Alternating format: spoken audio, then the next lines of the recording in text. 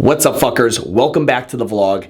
In today's vlog, we're going to cover my latest episode of Branding with Boris, where we did an entire case study from A to Z of one of his recent rebrands with Rebrand Fitness Co. out of Louisiana. Jeremy, the individual who owns that gym, he's been to the Self-Made Summit. I've worked with him. Boris has worked with him extensively. And his new rebrand, it was awesome. You know, it's one of the many rebrands Boris has done digitally, from like a logo design, asset, icons, colors type perspective. And I wanted to share with you, as did Boris, the entire strategy and thought behind. So you're going to see everything. You're going to see everything that Boris did for Jeremy. You'll see the logos, the colors, why this, the taglines, the font. You're going to see it all. Jeremy was fucking cool enough to allow us to show that with you guys and share it with you. And me and Boris go through and we kind of break down exactly why things are like this. Why would you do that with your brand? All this. This is probably going to be the most in-depth look anyone has ever done of a complete brand redesign. And I'm going to say that real quick because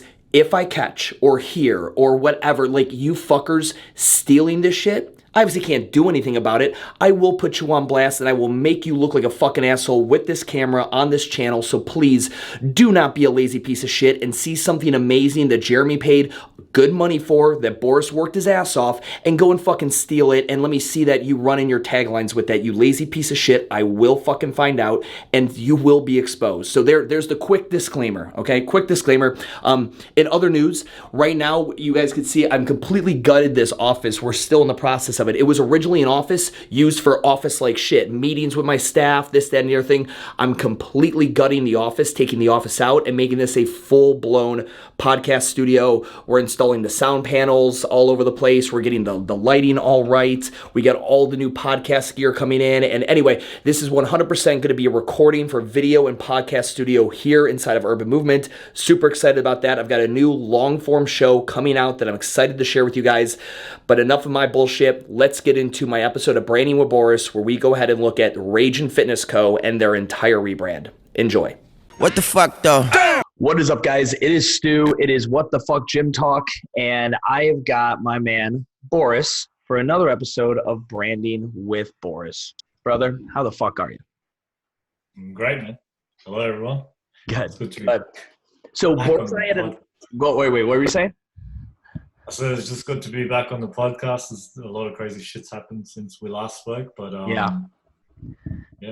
Yeah, less as we last spoke. I mean, we could rewind and talk about the CrossFit shit shows and the PR, the rebranding and all that stuff.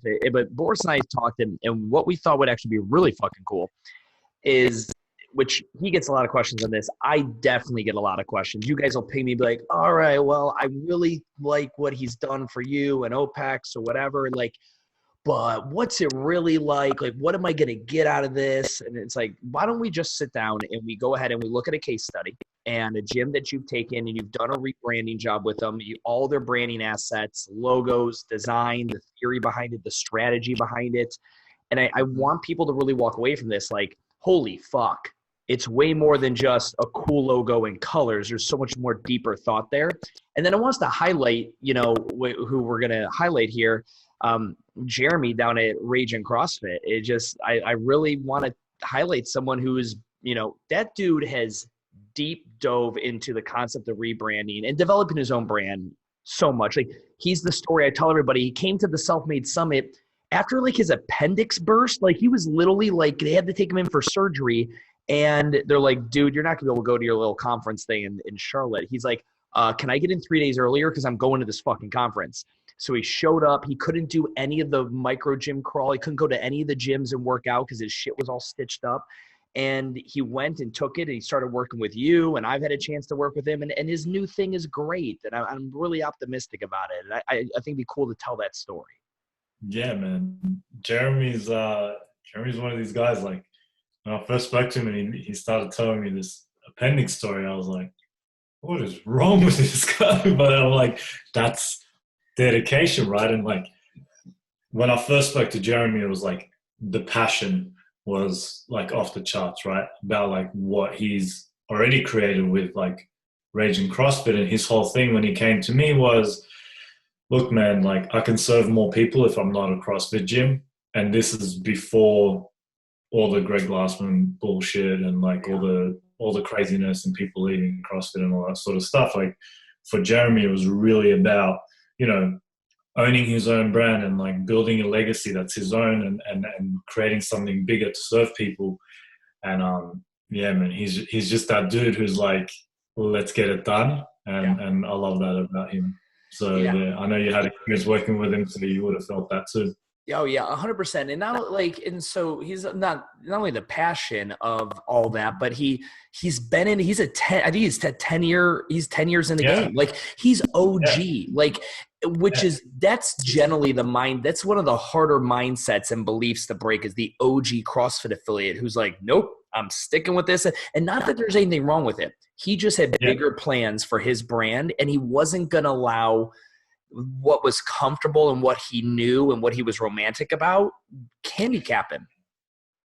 Yeah, totally. And to find someone who's been doing anything for 10 years and still have that level of like drive and fire and desire to evolve, and kind of like, because for him it was basically, he's like, when he came to me, he said like, I learned a little bit more about branding, and I looked at my stuff, and it just, I realized I'm going wrong in a lot of places, and I don't know how to fix it. So like, he's just one of those guys who, like, a lot of the things add up. Like, he maintains his passion, he's willing to evolve, and he knows what he's not good at. So, you know, that's how we started talking. And yeah.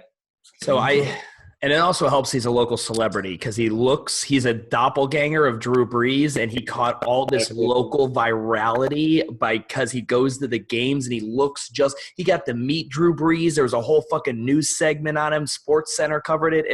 Anyway, I did a whole fucking vlog on, like, and an element of it was that whole thing. So anyway, Jeremy's the fucking man. Let's get into it. The way it's going to work, you guys listening on the podcast, you're still going to get a lot out of this. This will be definitely something you'll want to go back and visually go back and watch the video content. However, I'm going to put this out there, whether it's be a vlog or its own dedicated video. It will be published. It will be out there. But as me and Boris talked to this, I think you're still going to get a ton of value, those of you that are podcasting it up right now and listening, to kind of the deeper details of what we're talking about. Because at the end of the day, it's not really what color it is or what the logo looks like. It's really the thought that we're going to talk about that you and Jeremy put into it, and like how he said this, you said this, and you co-created this visual experience. But again, the end visual thing is the sexy part. I think it's everything we're going to talk about that's going to be the real value add for everyone listening.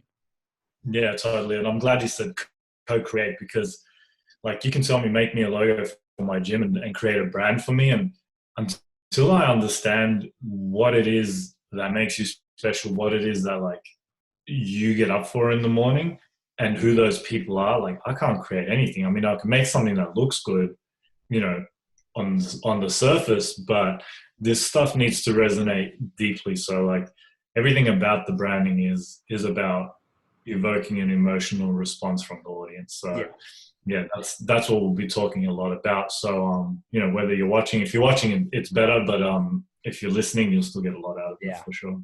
Awesome, man. Well, let's go ahead. Let's kick up that screen share. So, Rebrand Fitness Co. So, Stu said Rebrand CrossFit. That was before. Now it's Rebrand Fitness Co. And before we get into it, I just want to kind of like define brand for people again. Like, we've spoken about this a bunch of times, but basically, it's the sum of the perceptions that are held about you, your company, or your products. And then the act of branding is anything that you deliberately do to alter those perceptions. So that might include things like, there's a laundry list here, but some of them are like design of your identity, products and services, type of fitness that you offer, people you hire, your culture, how much you cost. Basically, everything that you do is part of your brand experience. With Rebrand CrossFit, we were focusing on a few of these because, you know, like, it's a huge undertaking to sort of revolutionize your whole business, which Jeremy is in the process of doing. But the part that I was helping with was the design of his identity.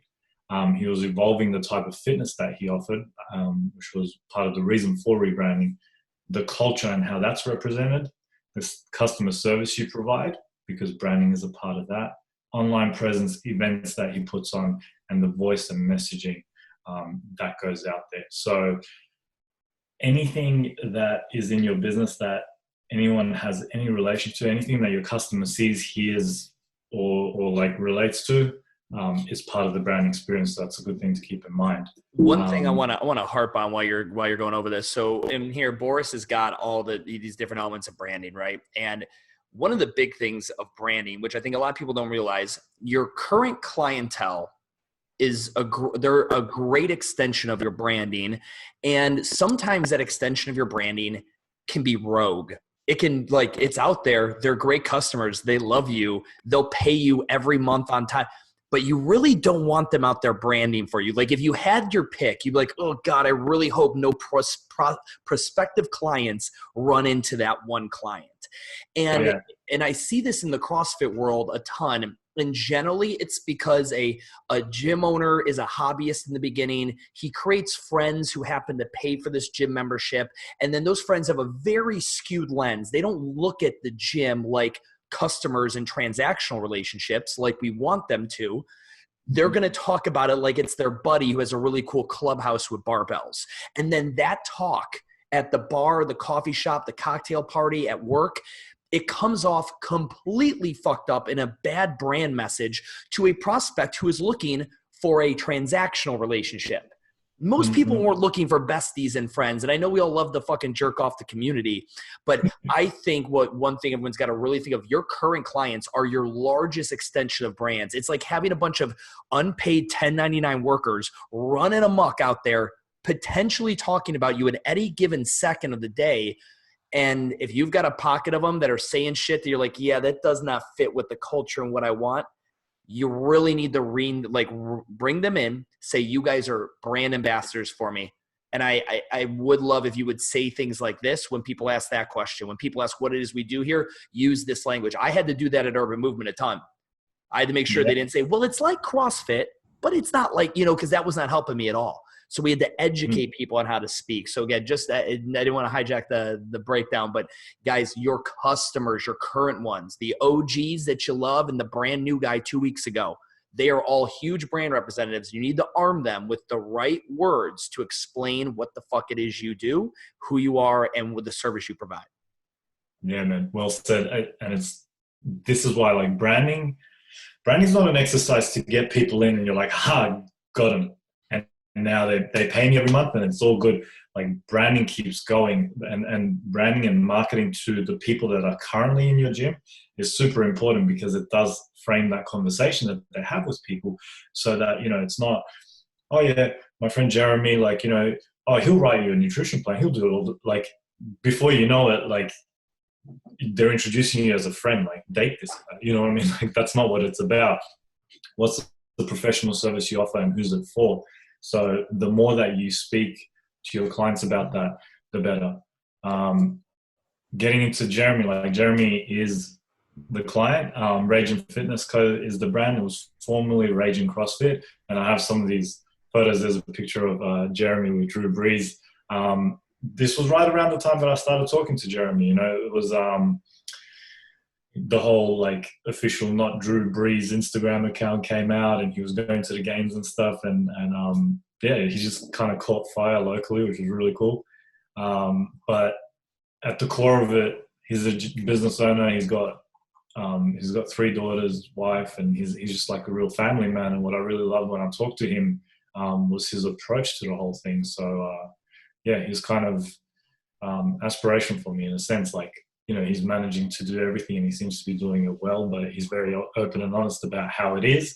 I was excited to work with Jeremy, and basically the first question I had, like, why rebrand? Things seemed to be going well. Like, he was doing okay. His CrossFit gym was pretty successful.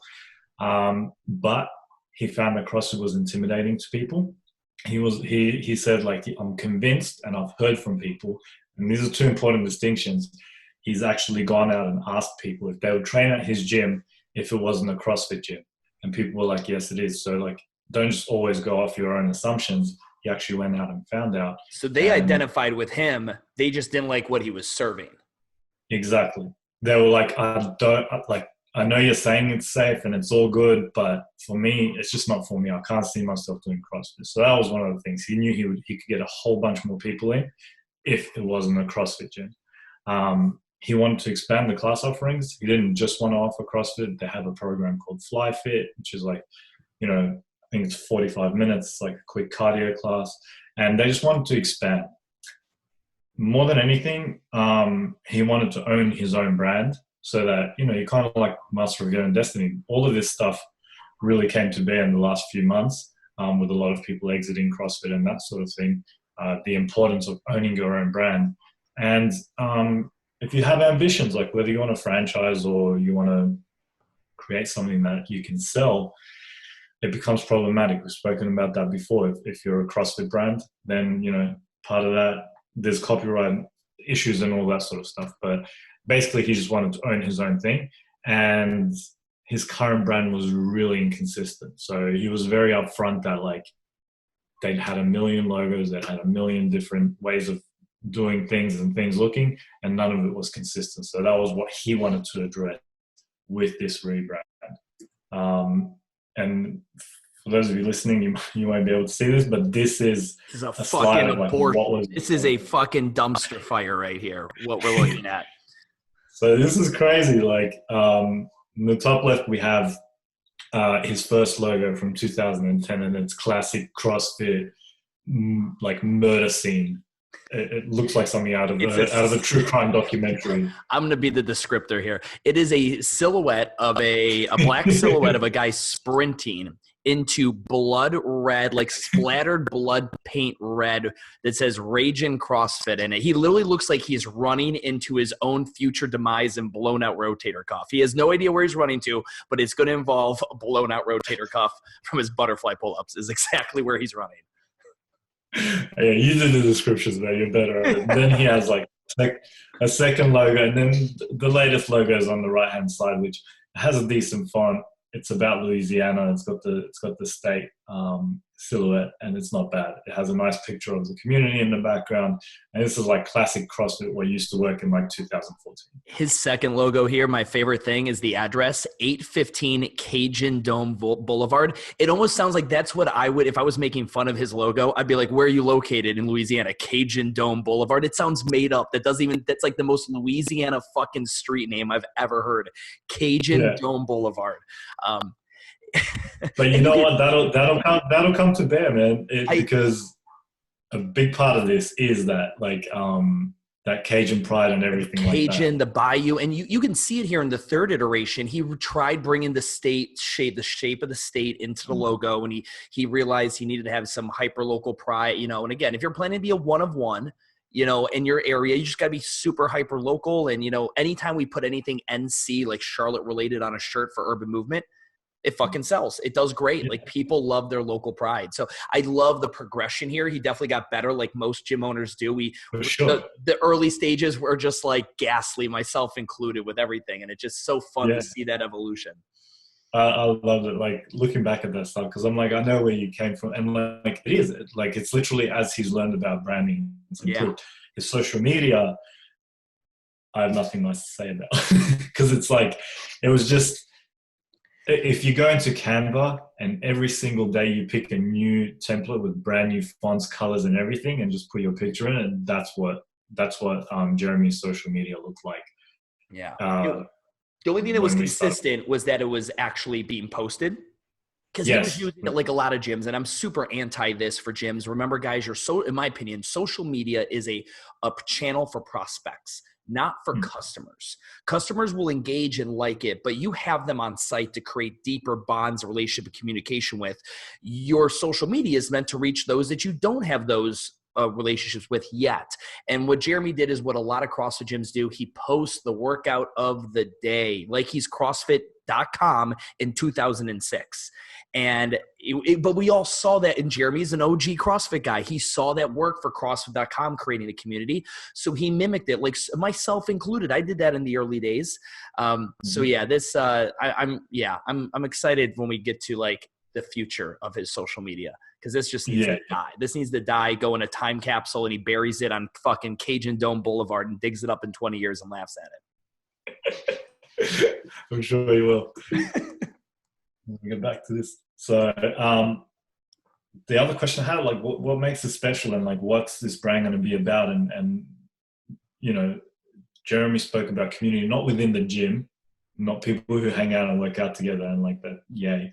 More like the community as a whole, like Lafayette, where he lives, and all the like sporting teams and stuff. There's a real pride of place um, over there. So their support of the Raging Cajuns, I think they do some work with them as well. And just the fact that the gym is filled with good, hardworking people, just like Jeremy himself, right? And that was kind of the beginning of our conversation. And then we got into the process. So the way that this works, like if for those of you who've worked with me, have gone through this, and those of you who haven't, this is kind of what it looks like. The first part is like discovery and strategy, where I learn a whole bunch about you, and this is the clear. It's called the Clear Brand Workshop. We sit down, we talk for 2 hours, and like I'll take you through all these questions: mission, vision, values, all your beliefs, and basically the goal is to learn as much about your brand and then figure out who to aim it at. Discover that kind of ideal client avatar, so we know who we're talking to. That's the important thing in branding. You can't just be, fire hosing everyone. You got to be laser focused with who you're talking to. The second part of the process is the design. This is what people commonly refer to as branding. It's the visuals. It's how things look and sound. And then the launch, which for me is all about putting the power in the owner's hands. Because if I can create a really complex brand that I can deal with as a designer, and I understand the nuance of it, and I won't like make it inconsistent after 3 months. But what I really want is to build enduring brands so that Jeremy and his team can run with it for the next 3 to 5 years without it starting to look the way it used to. You know what I mean? Like, there's no need to build a brand that's overly complex. It has to be able to be owned by the owner and his team. So that's how I approach the whole brand process. And still, like, we went through this. Yeah. I'm going to comment on the discovery and strategy part of this. And again, anyone listening, you've probably listened and engaged with my stuff because I've educated you about brand or marketing, whatever it is. But even when I was sitting there with Boris at, early in the morning and he's grilling me in questions, it's one of the most uncomfortable things to be asked questions about your own thing. I'll use Joe Tabaldi at Flex. The dude didn't have a website. I think he just got a website, and he's a website developer. It's just so hard when you have to do it for your own thing. You always have snow blindness because you're so close to it.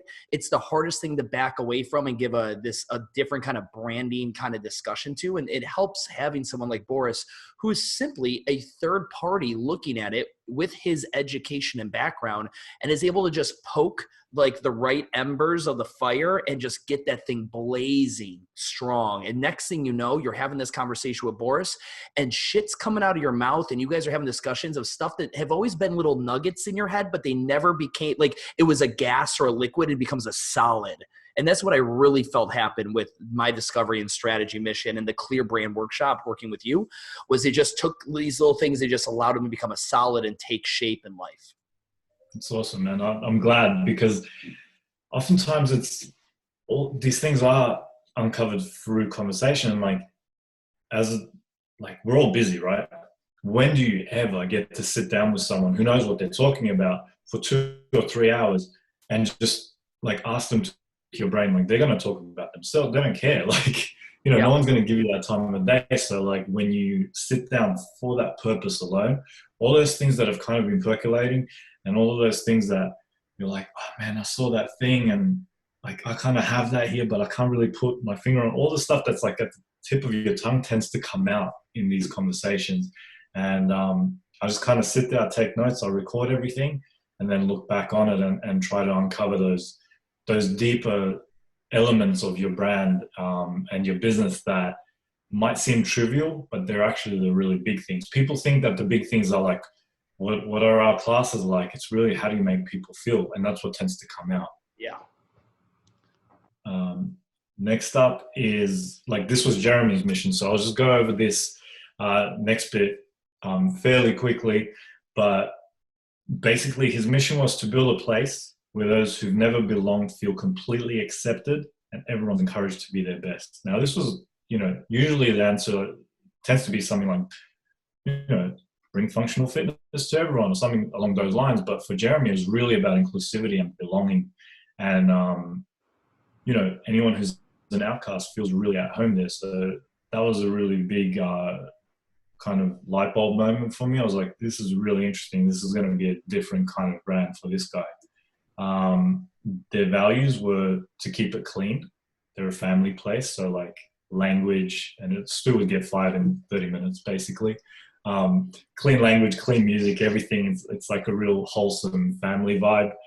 Everybody's equal. And the way Jeremy described it is like everyone puts their equipment away, and like even if you're my best friend or you started last week, the way that your membership is treated is exactly the same. Include everyone, no cliques, all of that. Like Jeremy's OG CrossFit, so he's been through all the shit of like cliques being created in his gym and, you know, bad culture. When you don't control the culture, it controls itself and it ends up controlling the destiny of your business. So like that's one of the main things that I think people need to focus on is like you set up the culture, and I know you speak about this too. And his last value was treat others how you want to be treated. Like one of the things that he said was, you know, being polite isn't like a surprising thing here. It's an expectation. So you can already get a sense of like what this thing's going to feel like, right? His beliefs about fitness were that it's all about bringing balance to your training based on where you're at in life. You know, they have families, you have, you know, college athletes and stuff that train there as well because they're a university town. So all kinds of different people, but, you know, training tailored to like their stage of life. Their beliefs about nutrition is just about nailing the basics and building good habits. Coaching, professionalism, personality, and character make great coaches to Jeremy. And I think that can be unpacked because like it's good to be friends with people and stuff, but you know, we've all been to those gyms where the coach is too relaxed, phone on the floor, all that sort of stuff. So defining all of that is super important. And then beliefs about life, and this might seem strange for like people who contact you and go, oh, make me a logo for my gym, and I'm like, well, what do you believe about life? And like I know you were like, that's a weird question, but it helps me to understand how you treat people and how people interact with your business. And for Jeremy, a good life is a balanced life. So, you know, he, like I said, he's a family man, and a lot of his clients are very much the same way. So the reason that I ask all these kinds of questions, everything from values to beliefs about the actual services you offer, is because things come out in these conversations where we uncover how we can relate to people. Then the last part of the workshop is an ideal client. So we really want to find that one person, that one type of person who's going to resonate the most with what you're putting out there. There's no point talking to everyone. And I say like creating these ideal client personas is about speaking to a specific someone instead of a generic everyone. And for Jeremy, it was, sorry, go ahead. No, you're good. What I was going to say was, the one thing I love that you do with this is you actually attribute a name to each, and you call it persona, I call it an avatar, but like to each, you have a male and female persona that you're talking to here. And I love that you actually give them, it humanizes it and allows people to actually think of this person. But it's Max and Rachel here. And I just thought that was super unique the way you did that. Oh, appreciate that. I thought it was just, yeah, I don't know. It's how I was taught by my mentor. She used to do that. So I was like, I can't take too much credit for it, but basically what I do is I do give them a name, because then when you're having discussions with your team and they're like, you know what, we should start a weightlifting class. And it's like, what is that going to do for Rachel, you know, who is in here just to like, you know, lose some weight and have some fun. Who is this guy? I swear to God, I know this guy. This picture of this guy, is he a real person? He's from he's obviously a real person, but yeah, no, he's an android. No, this is from, so if you don't know, unsplash.com, really great. Like you can get high resolution photos. And what I do is I go on there and I just try to find the person that matches what we've spoken about in this workshop. And I try to put a face and a name to this person, because it, like Stu said, it humanizes them. And, you know, sometimes when I'm creating brands, I'll like print a picture out of these people and like keep it on my desk so I remember who I'm creating for. But basically, I swear to God, I've met Max before. Whoever this fucker is, I swear to God, he looks so familiar and is going to drive me insane. I'm gonna go back and see the photo, and if it's from Charlotte, then you're gonna freak. Um, so basically, with Max and Rachel, like the things you want to know about them is like, what are their goals? Where's their attention? What are the qualities that they have? Because then you can start to match those things for them. And I should say, like, sometimes there's a distinct male avatar and a distinct female avatar. Um, in a lot of cases, it's quite similar because their behaviors and their beliefs and their value systems tend to be similar. So, like, we can brand based that. So you don't have to divide everything into demographics because, behavior and culture and beliefs kind of tend to transcend that. But their goals were to get in shape, be fit for the life they enjoy living outside of the gym. So it's not all about just getting after it in the gym. And this is already the distinction from, old school CrossFit, where it was all about living the CrossFit lifestyle and everything was about the gym. Their attention is on their family, it's on socializing, and they pay a lot of attention to social media. Like, that's kind of where they spend a lot of their time. And their qualities as people is that they're respectful, optimistic, and very helpful. So this kind of formed a discussion about who they are, what they do. The part that I left out on this, just because it was going to be too long, is we get into like, what does their lifestyle look like? And you can do this at home for yourself. Like, what does their lifestyle look like day to day? Like, map out a day in the life of your ideal client. And you can use someone as reference that you already know, that you already have in your gym, that you love. But really think about, like, what is the minutiae of their life? Like, what are these small, seemingly insignificant details that could make all the difference when you're trying to talk to this person?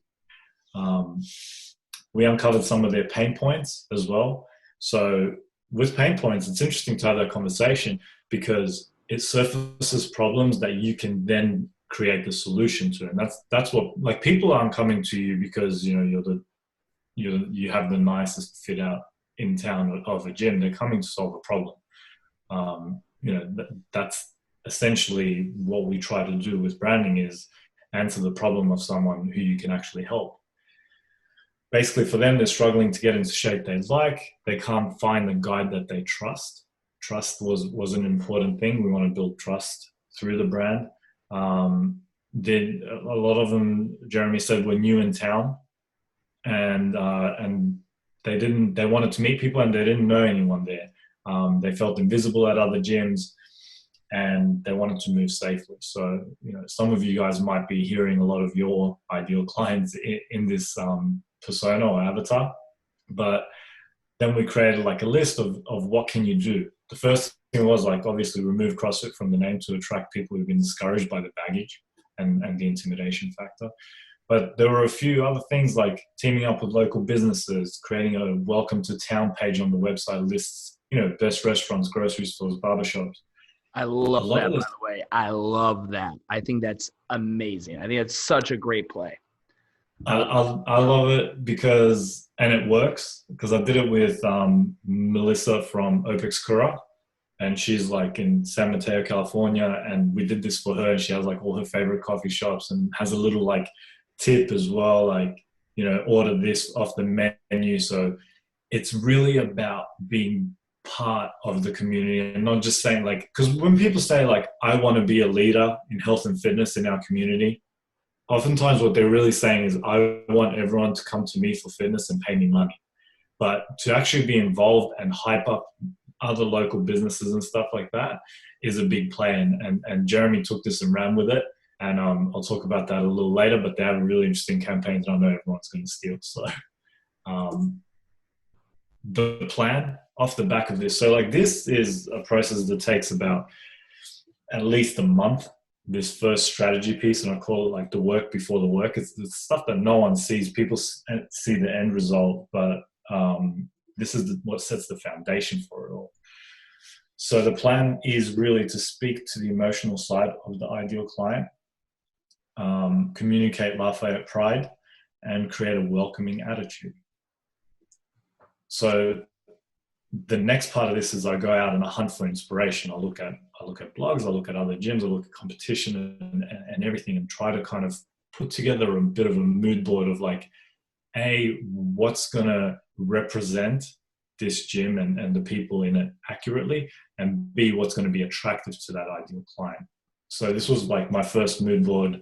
And just a reminder, this is around the time when the whole Drew Brees thing is kicking off. And I think it clouded my judgment a little bit, where I was leaning heavily towards, the Saints, black and gold, those colors. And I thought it was more about, the Saints for Louisiana, but turns out I was wrong. But anyway, this was the first concept, and basically bold, some friendly stuff, some kind of like vintage inspiration, but heavily driven by Saints pride and that sort of thing. And in the top right, left-hand corner of the screen, there's these shirts that Jeremy did. And Jeremy he might as well be a fashion label.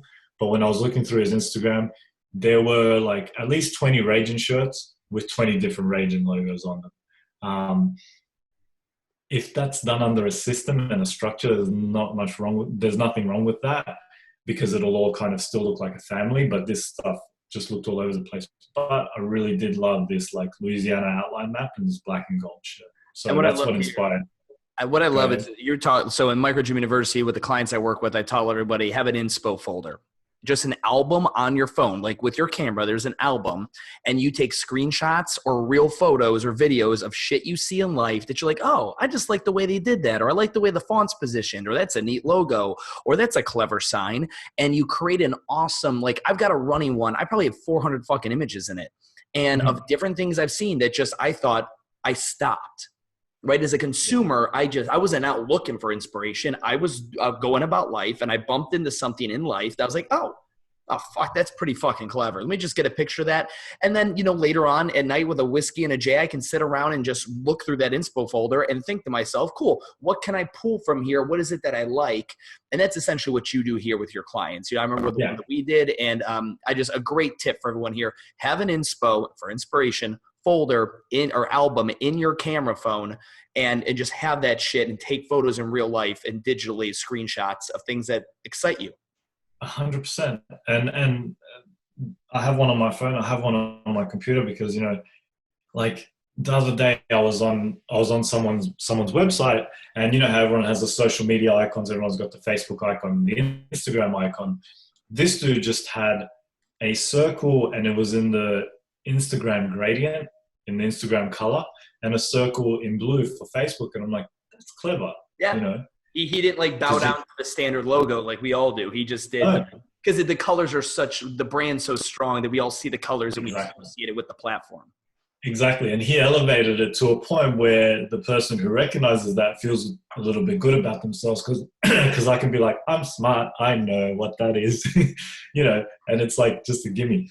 But logo design round one, and I will say, like, I got it wrong, and I often do in the first round. This happens. Like, this is like I always say, this is co-creation, this is a collaboration, and it's a process. So I might throw something out there, and you might go, you know what, like, I don't think that fits. Like, when I look at our strategy and then I look at this, it doesn't connect, and you'll understand why as we go on. But I want to see your fuck up. This is my fuck up. So like, I love that R on the shirt, and I'm thinking like Raging, right? I think I was like a little bit too focused on the name. I'm like, this needs to be like aggressive and power, like, even though like, and like then when we do the brand, like we can, like let's go fucking rage like that. Yeah. And I'm like, the welcoming vibe and stuff, we can do that later on in the brand through the language and stuff. But I think the logo should be like Raging. So it's this like R as a thunderbolt thing, and in like this vintage font and stuff, and like it looks cool, I think. It reminds me, like, if I were gonna buy like a motorcycle, I'd buy from those guys, right? Like, it just Raging motorcycles in Lafayette. Yeah. And then I did like, I recreated kind of that Louisiana state map with the logo in it, and I made a shirt, and I sent it to Jeremy, and he was like, first of all, no, like, because he felt it was too aggressive, and he also like polite about it. He's like, listen here, you fucking wallaby kissing motherfucker. Like, no. He was polite. He was polite in his email. I just know how to read it. You know, like, and I gotta say, like, even if he came out and he was like, no, that's cool. Like, I've fixed Yeah. it. It's all good. But no, Jeremy was a perfect gentleman. He was like, look, I haven't been through this process, so I'm not sure. Like, can you tell me, you know, if I've got it wrong? But it doesn't feel right. So for him, it was like too aggressive. And he also said like it should be more the Cajuns colors, not the Saints colors. So that was really their super local team. So then, you know, you go back to the drawing board. And for me, when like after this kind of first round in review, I just go back to the beginning and I just look at everything again. And then I start the whole process all over again, basically. And for me, I just had to remember like who we're creating this for. It's hardworking people who are kind and they share our values. So that aggression and stuff like that wasn't fitting, you know. And this is what happens. Like this, like when I say it takes a month, and you know we're looking at different inspiration and we're having different conversations about, you know, this type of like, you know, we have this program for athletes and we also have this program for everyday people. Like what I hear can sometimes be misinterpreted by me. So like if I'm misinterpreting it and I'm the brand guy, like you better get clear on how you're communicating to people out there, because if I can misinterpret it, they can too. And real quick, going back to what you said, your solution was going back to the beginning. It's like every good detective movie where they can't crack the case, and then he goes back to the original pictures and, you know, from the crime scene that he first looked at, and that's always where the clue is that cracks the case. And I mean, even for urban movement, when I'm stuck on something, I always go back to the original charter, the core values, everything, and the answer is always back at the stuff you started with, because you go down this journey and you start getting distracted by things and you start thinking of new things. And again, but always just go back to where you started. And in most things, business, branding, whatever, that's generally where the majority of the solutions and answers live. 100%, man. That's so true. I never thought of it like that. TV show. This is like the most mellow SVU episode that exists.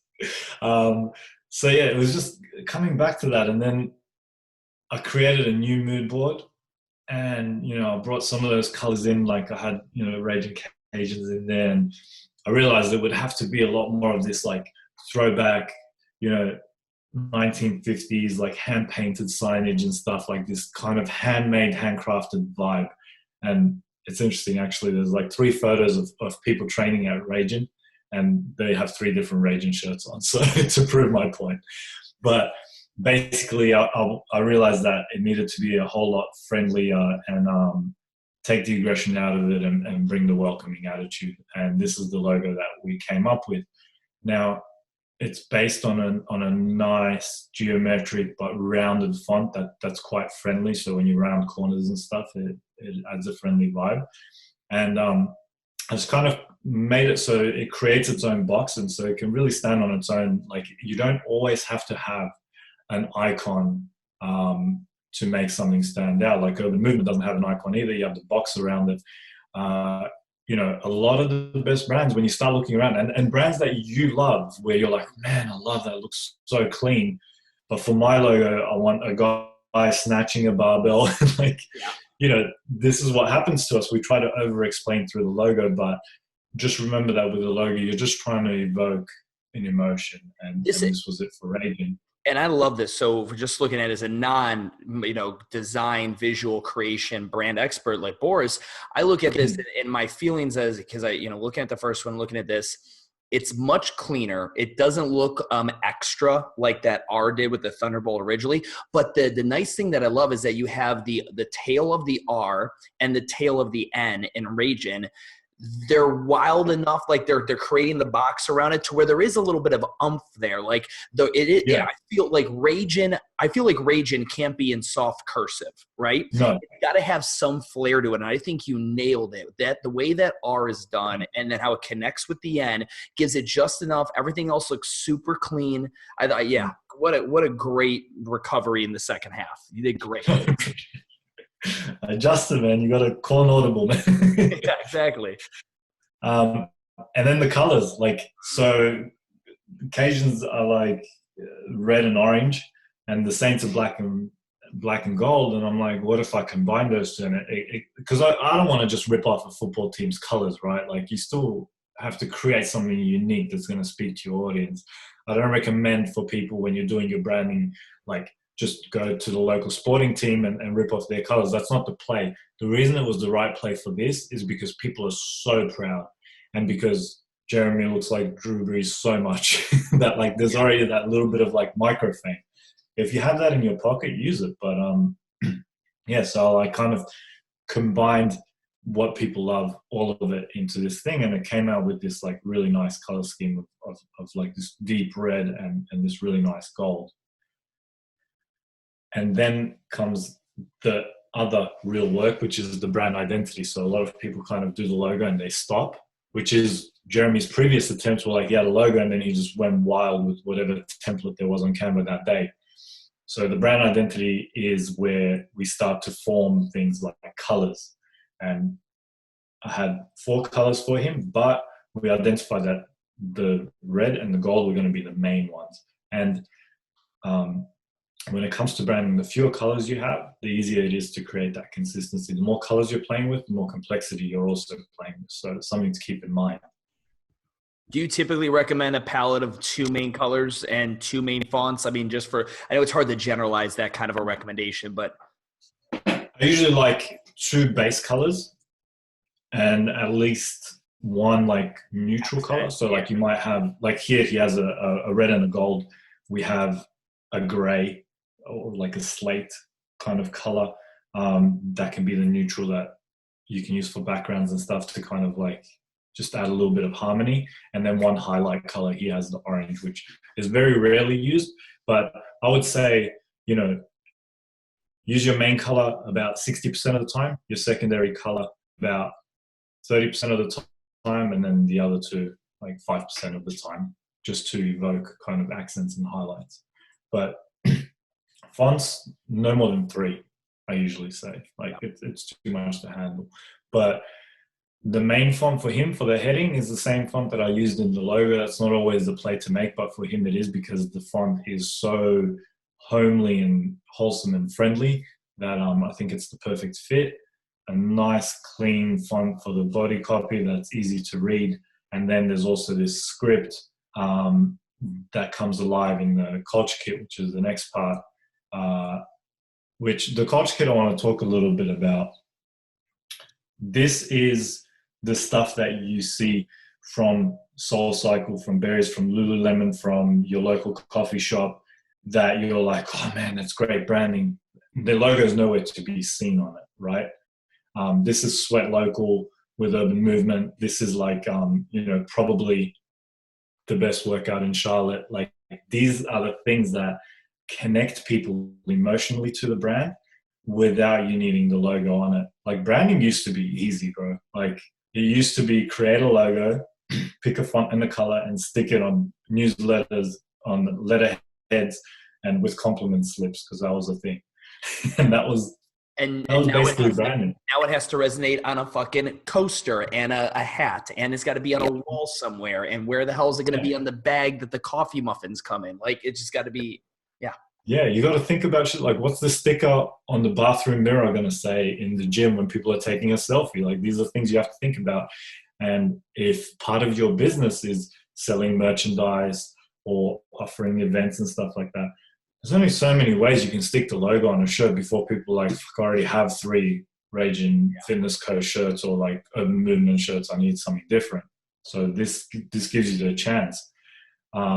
So when I create these culture kits of like what's going to connect emotionally, I go back to the beginning again, to the strategy, and figure out like what are the values and how do we connect them.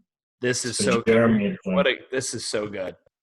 Yeah. So this is like, I'm using his main font and I'm using that script that I spoke about to really create this this kind of craftsman vibe. This really like just wholesome, like I would describe it as. And it's just a bunch of good people having a good time getting fit. And so simple. This is and this is the kind of thing that you arm your people with. Yes. So when they talk about you, like we spoke about earlier, it's like, what do they do there? Oh, it's kind of like CrossFit, but not really. Like, they used to be a CrossFit. Like, you don't want them to have that conversation. Oh, it's just a bunch of good people having a good time getting fit. Yeah, it's, you know, like we used it with our day one branding in the beginning. It was like, you know, you're going to meet people you love, or you'll find a workout you love and people you love working out with. Like just super, the more simple it could be and the more layman that how people talk, the better. The premier fitness facility in Charlotte, North Carolina, like fucking shut the fuck up. Nobody says that. Like that's not real words. Well, I train at the, like, not exactly. Yeah. The way to think about this is, have that conversation, like have it to yourself. Like you describe your service to someone, record yourself on your phone and then play it back and see how it sounds and see if it sounds enticing. Yeah, right? That's a great tip. So this was it for them, you know, like this is how people can talk about it.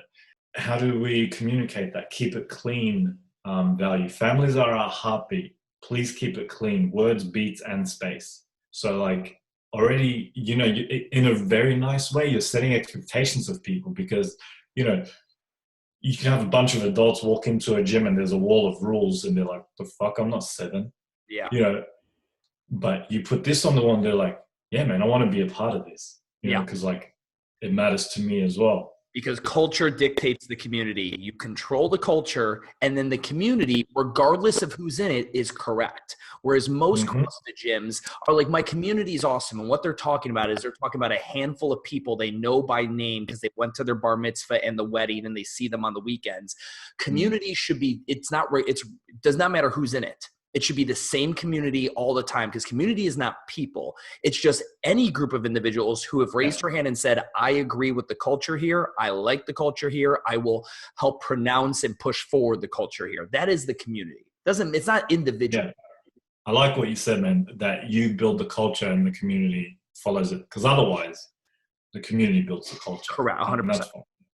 That's how you get things like, you know, like how many of you have had members like say, oh, I feel left out because that's like the in crowd and the coach only pays attention to those people. Yeah. But I have a question for you, Stu. Like, I doubt you knew this from day one, right? Like, no. Have you had that situation where like the culture was all fucked up because you didn't control it? 2014 and 13, and right around there, I started seeing this, like, again, the group of people who now no longer, they came to me looking for fitness, and then they were crying in January, in February, March, because someone beat them in the open. And I just instantly realized I allowed a culture where I embraced this sport thing. And maybe I embraced it with the CrossFit Open once a year for 5 weeks. And then I embraced it again by getting everyone together to watch the CrossFit Games. And then I embraced it again when this thing happened. And I'm like, no wonder I have people who are crying when they're not doing well in an open, when they showed up less than 6 months ago and all they said is, hey, I used to swim collegiately and I haven't done anything in a while. And I'd like to get back into a group thing and have a coach. I think that'd be a lot of fun. And now they fucking have 15 pairs of Olympic weightlifting shoes, and they called their mom that they think they might move home because their life is ruined because they didn't make it through like, I instantly was like, I allowed my culture to be dictated by the sport of CrossFit. No more. Gotta nix it. It's gotta go. That was like one of my first real big, like, yep, okay, we gotta change this ASAP. Yeah. And that would have hurt you because, like, not just as a business, but like, you know, all the people I talk to want to help people, right? And then you're on the path to helping them, but you unconsciously created something that's like hurting them, right? Like now they're not winning this fantasy fitness competition. Yeah, but it's a problem. Yeah, but it's also because you spent 10 minutes in class teaching people that a muscle up and doing this thing that 1% of the gym population, probably the owner and a couple coaches, can do. This is the pinnacle. What if you would have never shown that, kept that in your pocket, never, ever, ever shown that, and talked to people about, you know, good form on a ring row, a modified pull-up, and strict pull. Like, you could completely change it. And we did that with Urban.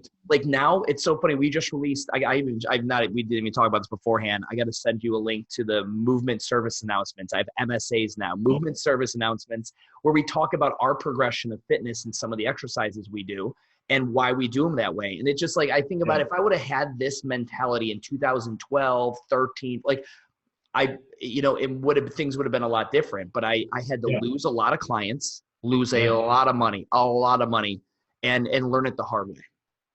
Yeah. Yeah, and I think that's the case for a lot of people. I felt bad about myself because I couldn't do strict muscle ups. I've gotten one muscle up in my life, and the achievement died down pretty quickly. And the utility of a muscle up is not that great. I'm not falling off cliffs. I'm not Tom Cruise in Mission Impossible. Yeah, yeah. The most anyone does a muscle up is getting out of the pool. And that's not even it's like, and that's the end of it. It's like you dipped yourself out of the pool and that was it. Like that's the closest thing. Where you don't need it because you have water. Exactly. Yeah. Like, or you could just this was a culture thing. Yeah. So this is the culture thing for Raging. And then, Louisiana Pride, like Proudly Lafayette, Louisiana, and it's a map and it's just a love heart. Like iconography exists and you don't have to reinvent the wheel. The love heart is universally known. How can you insert it and it instantly says something? And this is great. I can see this on a custom barbell end cap. That's a great circle. Yeah. Like, look, I've got your logo right here on the hat that you did for us, the icon for the sweat local. It's, that's a circular, like it's so nice when you have, and again, you could talk this, like you start looking at when you have more of a square defined shape, it's nice to contrast it with a circle. Circle has a different feeling when you look at it versus a sharp square, that kind of thing. It's a lot friendlier. Yeah. And I did play with an idea of actually like making the logo in a circle, but it didn't work nearly as well as what we ended up going with. But yeah, this is how you create these things. If you know that people love where you live, give them a chance to experience that through your brand. And another one of the map and using the fonts. And then this was the one that really defined everything, and it's work hard, stay kind. And this is like, people can take this and run with it to every part of their life. And that's what's really kind of cool about this brand. And Jeremy really embraced this, and he has it on shirts and everything. And he said the people, and this is what makes me happy, this is how I know I've done my job. The people who he was envisioning as like the ideal client came in, and when they saw this were like, this is part of why I choose you. Like, this is the thing. No one, like, when does a gym say this, and mean it? And the other thing about this is, like, if you're going to put something like this out there, you better like deliver on it. The product better match what you're saying. And Jeremy is just one of the nicest people you'll ever meet. He takes care of people, but it's something that people can align themselves with and put a stake in the ground. Like, I work hard and I stay kind no matter what. Like, this is the culture. This is how you set it up. So this became like the main brand idea for Raging Fitness Co. And then the next part of it is we run the brand into action through Rachel's eyes. So we identified her as the ideal client, and everything that follows is how do we deliver Raging Fitness Co. to her in the best way possible, and like address every single brand touch point so that everything's curated and that she feels like this is a place that really has it together and I trust them with my health and my fitness. So most people are going to find you on social media or some variation of it. They might come across your website, but it needed to look clean. And Stu, you spoke about like not having the workout of the day on there. We still have it because I had that discussion with Jeremy, and he said people have actually seen what it is and have come in and said kind of like, I thought it would be too hard, but I saw what people were doing and it didn't look too bad. Yeah. Now, we evolved it.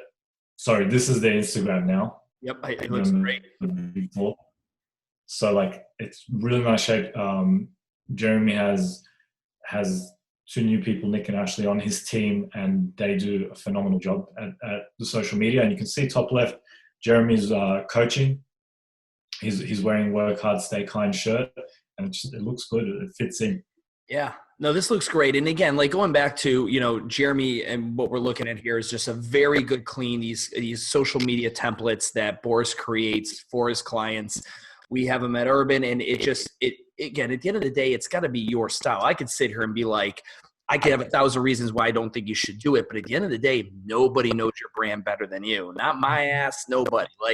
And I love that and again, because Jeremy Jeremy has been a client. He's paid to come to the Self-Made Summit. For all other intents and purposes, I have influence over Jeremy, but that's what I love about him as an entrepreneur. He allows people to influence him. He listens, he learns, but he makes his own goddamn decisions because he's a man, he's a business owner, and he understands that this is his thing and it's got to have his own flavor. He could have just been like, oh yeah, Stu says not to put back squat 1111 on it because nobody knows what the fuck that is. But I see it through a different lens because I'm literally here in the trenches all day, and I think he nailed it. I think he absolutely fucking nailed it. Thank you. And the way that I said, all right, cool. If we're going to do this, like daily workout of the day, you have to relate it back to the person who's never done your class before, right? You're not just marketing to the person who's in it. And in their template, they have back squat, split jerk, whatever the workout of the day is, but there's an explanation of the benefits of the back squat here, an explanation of the rep scheme, and paint a picture of what their body and fitness will look like if they regularly do this type of exercise. Yeah. That's how you relate it back to the client. Yeah, you added context to it that now again, there's educational and entertaining. Yeah. And I think back in the day, gym owners would just put the workout up there as kind of a dick swing, for a second. Yeah. But now it's that because there was no education there. That was just kind of entertaining more or less. Yeah. Now there's education behind it. You guys, this is phenomenal. Now there's context, and there's another slide that isn't shown here, but that we added later on, which is coach's tip for the day, like how to approach the workout, like why, the insight, and then it finishes, this carousel thing finishes with a call to action. A lot of people miss that part. Like if they've scrolled that far, they're pretty interested. Make it easy for them. Book a free class. Then comes this is what I love doing, is inserting branding where it's not expected. We have all joined gyms that, we're like, all right, cool, this looks like a good place to train. And you go to sign that fucking contract and it looks like they're going to lose it because it doesn't look like they've put any effort. Like a mortgage. You're like, what the hell? You're just like, okay, it becomes a non-brand touch point. It becomes it looks like the same DocuSign that my lease had and the same DocuSign that my car payment had and the same, everything.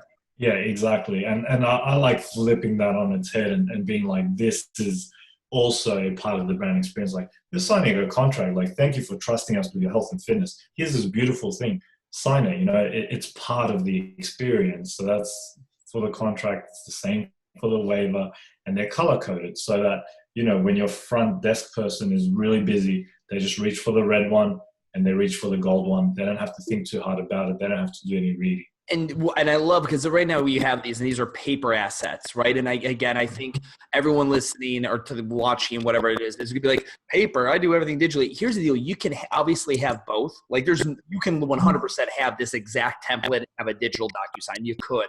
The bottom line is you're taking what's expected, a training membership agreement, a training membership contract, and you're doing the unexpected. And that's the fucking key. Exactly. And for me, there's forever this fucking battle between what's cool to do as a branding person, what's right to do as an environmentalist, and less paper is good, and a smooth online experience. But signing a waiver in Waterfly is not a pleasant experience. No. Sorry, what? It's not. There could be. Someone could make that a pleasant experience, and let's see if they do. But for now, I think there's something to signing a physical piece of paper.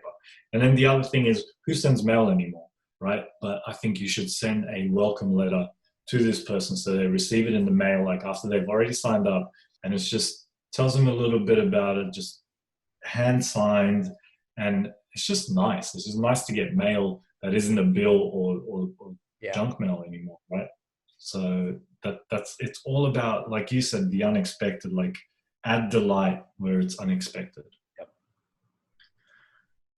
Yep. Greeting cards is another thing that I reckon. Let's remember, this is for Rachel. She's going through the journey now. She saw us on social media. She came in, she signed up, and now she's been there for a while. And maybe she helped out on the weekend, introduced herself to a whole bunch of new people, made people feel welcome. And she receives this card, you're truly wonderful. Then, Max, the other ideal client, maybe he gets married or something like that, and there's a congratulations card, and you can send these out on, you can buy Hallmark stuff, or you can have your own, and you can make it part of the brand experience, but you don't make it, you're not like, congratulations on getting married, here's a 20% off coupon for your new spouse. Get them to come in. It's not about that. Yeah, there's no call to action. One thing I want to, a random act of no, it's just like, I want you to feel good, because if people feel good, they're going to talk well about you, and they're going to talk nicely about you, and they're going to invite their friends in, because they're like, hey, the last person I referred them to was like this super angry meathead coach, and my friends don't trust me. We've all been there. But the other thing, like, once you start to, like, I zoomed in on this thing where it says, we're really happy for you. Once you understand the language and the feel that the brand is supposed to have, you can start to experiment, and this thing starts to filter into every single part of the brand. So now, like, even if Jeremy sends a text message to someone, or his coach writes something on a whiteboard, this idea of creating a vibe of like kindness and friendliness and welcoming exists, so that you can start to play with language, and you can start to really, you have a foundation for how you communicate. And I think that's one of the main things that people struggle with is, they go to post something on social media or update their website. They don't really know what to say. They don't have the foundation. So, like, I think this helps a ton, like understanding who you are and who you're serving. So, and then everyone loves merchandise. So just a couple of shirts, and like in the red and the gold. It's just, these things exist now. And if Jeremy wants to do a run of t-shirts, it's easy for him. He doesn't have to hire anyone. He doesn't have to do anything extra. The work is already done. It's so funny. We're looking at the retail now that you've created, these, and most gyms I talk to, like, retail's not really that big of my thing. We sell some shirts, it's whatever. And it's generally a consequence of not having good branding assets that can go on retail, or, because I asked the gym owner, I'm like, cool, well, what do you buy? And I can find, like, whether they're a sports fan or they've traveled to a city and they bought some of this stuff, or they're a Lulu head or whatever it may be. They engage with retail. Your clients are engaging with retail. Why don't you have good retail? I generally try to get the average client, I want spending 10% of their monthly membership due. So let's say it's $200 a month, an average of $20 a month in retail. And that might not be $20 every month. It might be 1 month $0. The next month they buy a hoodie and a fucking a t-shirt, right? Like, whatever it may be. But it's just one of these things that great branding assets that tie to everything, and you start seeing it everywhere. That is really what makes good retail. That's honestly it. It's as simple as that.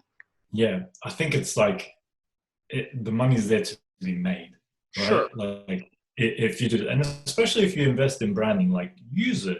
This should make you money in the long run. Like, use it to your advantage. And great retail is part of that, because you do, like, how many Nike t-shirts does one person own? Sure. Probably multiple. Or why? Lululemon Because bags. It's not just a swoosh. The Lululemon bag, and they put money, time, and effort into something that they could have just gotten away with a cheap version of, and now people are walking billboards for it. And it just and it's not about the material as much, and like, is it a high-end shirt, or is it a basic tri-blend from, Next Level or Bella Canvas? It's honestly, like, the best-selling stuff at Urban, and even like Rogue Fitness, I've got an entire video series on this, is like, it's their basic evergreen design that just looks good and ties to the brand. That, like, the most basic apparel generally sells the best. I agree with you on the basic design. I disagree with you on the fabric. I think it should be good. Like, and you mentioned like Bella Canvas. And you I'm don't want to like, don't have the t-shirt or anything like that. It's you're right. It could be good. Don't put people in a $4 sandpaper shirt because you're cheapening the brand, right? Like, make sure it's a decent shirt that people will want to wear and that they can wash. So, like, that's the minimum, right? And then to finish off, I just kind of have this like before and after of what things used to look like and what they look like now. And, I show this not to be like, haha, they were so shit before. It's more like it tends to translate like, this is the benefit of branding and of having your shit together and understanding what an authentic, clear and consistent brand looks like and what it can do for your business. Because on the left, there's confusion, and on the right, there's cohesion, and it sends the message that this is a place that has it together. This is the place that you can trust. So then the last part of this that I just want to show people is what happens at the end of all of this? Like the question that you get, like, what do I actually get? And this is the brand manual. I'll just switch screens. And what you get is you go to mybrandmanual.com / and for them it's Radiant Fitness, password protected, and everything about your brand is located in one place. It's not in a PDF somewhere. It's not in a random folder on like your admin person's desktop. It's all in one link. All the values are there, beliefs. So like if you're onboarding a new coach or someone, you send them here and they can learn about the brand and what's expected really quickly. Yeah. And then all the assets, the logos, everything can be downloaded, and it's kind of like a how-to of how to deal with your brand, and everything is there. So everything we just showed is downloadable. It exists here, and there's no confusions, because you're going to hand this over to someone and you're going to tell someone to make shirts for you. The signage person is going to need to know your colors. And if they have one central place to go to, there's less chance of someone making a mistake and creating a problem for your brand. So, I've said this to our new clothing man, the new company we're using for clothing, and I sent them the brand manual that you made for us, and they literally, I got like 2 emails back probably within minutes. So like, this is by far the happiest I've ever been working with a client, because I've never had a client send me their brand manual. I have to ask these questions analog style. And this was absolutely incredible. And I was like, it is. And this is great because it's a website. I'm able to share with my team. You could download everything there. Like the end of this, like everything you guys just, you heard us talk about it. If you watch the video, like you see it all. And then Boris just kind of puts it in this great fucking web page, private, password protected. It's, yeah, this is by far my favorite part. It was like receiving that. It was like Christmas Day, like opening it up. And I know Jeremy had this too, because he was DMing me and we were going back and forth. He's like, man, I got my call with Boris coming up tomorrow. I'm super excited to see what we got. Like it feels like Christmas when your business is getting this brand new identity. It's shiny, it's crisp. It just, it's like everything that, again, that was in your head as a gas or maybe even a liquid. And then it comes to, it's an actual solid, you could stand on it. Awesome, man. I'm really glad to hear that actually about the t-shirt people, because that is like I've had it happen to me as a designer. Like, I'll be like, oh, we need shirts. Like, where's the brand manual? And then there's 2 different versions of it, and it's just confusing, right? And like, you don't have that type of time. But and you're right. This is, like I always say, like branding should be the fun part of owning your business. Like, let the accounting be the boring stuff. Like, this is creativity. This is fun. Like, this is where you can kind of come out and it's a collaboration, and there's a lot of play involved. There's a lot of like, just, it's fun. Yeah. Right. Like I would like to think so, at least. But yeah, that's how you build a brand. Awesome. That's awesome. Guys, I appreciate you sticking around, whether you powered through the whole 90 minutes or so, or you broke this up into segments. If you, again, you're listening to the podcast, go back and check out any of the video assets I'll be creating. And then when you've got questions, take it to the magician himself. Shoot Boris a DM, look up Metcon Creative on Instagram. And if this is something you'd like for your business, you kind of got a little jelly checking out all the great things that Jeremy's got going on, hit up Boris. And big props to Jeremy at Rebrand. So thank you for letting us use you as a case study on here. Truly one of the best dudes ever. Great guy. And just nothing but love for him. And I'm excited for all the things he'll be doing here. Absolutely, man. And like, I asked Jeremy, like, can I share everything? He was like, man, talk about whatever you want. And I actually had a call with Jeremy and his team yesterday. They got big things coming, man. Like, they have really taken this, and like, I'm proud. Like, because like I said, I want to give ownership of the brand back to the business, and they have taken it and run with it, and they're just doing a phenomenal job. And like, I couldn't be happier to have them as a client. So yeah, big props to Jeremy and his team.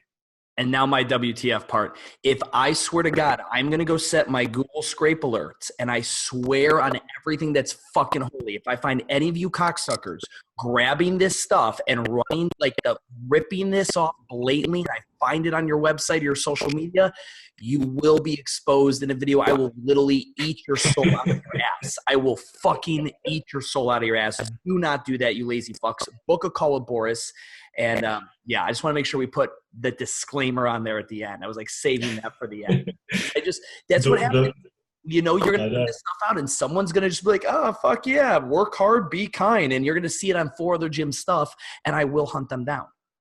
Yeah. I appreciate it, man. It's like a hitman. It's a brand hitman. Send the invoice, bro. Exactly. Alrighty, guys. But the way you said it, I feel like you're kind of hoping it would happen so you can make that. Alrighty, guys. Thank you so much for checking out this episode of Branding with Boris. Until next time, we will talk to you soon.